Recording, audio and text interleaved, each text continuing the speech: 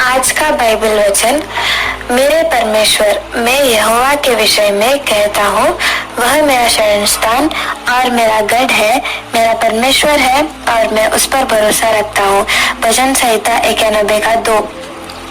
हालांकि शाऊल को इस्राएल के लोगों के पहला राजा के रूप में परमेश्वर द्वारा चुना गया था, लेकिन हमने कहीं नहीं पढ़ा कि उसने यहोवा को मेरा परमेश्वर कहा। उसके विपरीत हम बार बार दाऊद को यह कहते हुए देखते हैं कि मेरा परमेश्वर। पौलुस ने भी कहा, मेरा परमेश्वर तुम्हारी हर आवश्यकता को पूरा करेगा। परमेश्वर, मेरा परमेश्वर या व्यक्तिगत परमेश्वर कैसे बन सकता है? यह न तो पवित्र आत्मा पाने से, न जल बपतिस्मा लेने से और न ही केवल परमेश्वर की इच्छा को पूरा करने से होता है।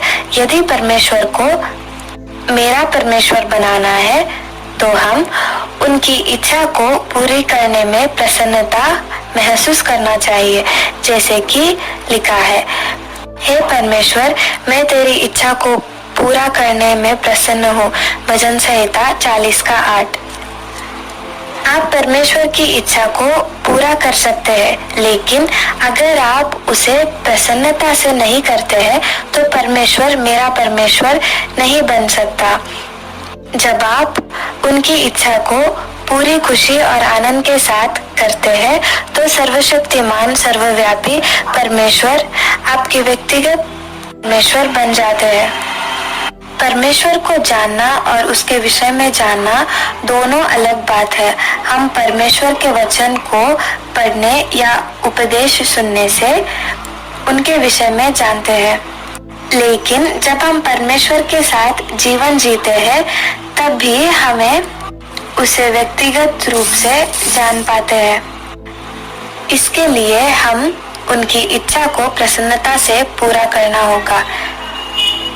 तेरे व्यवस्था मेरे हृदय में है। भजन संहिता 40:8।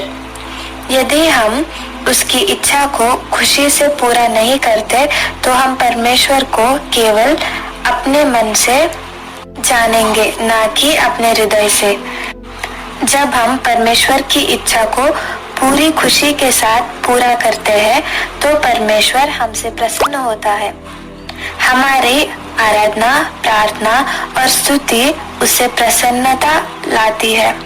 लेकिन अगर हम उनकी इच्छा को खुशी से नहीं करते तो हमारी आराधना चाहे कितनी भी मधुर क्यों ना हो, प्रभु उसे अस्वीकार कर देगा। जैसे कि लिखा है, तुम्हारे गीतों का शोर मेरे सामने से हटा दो।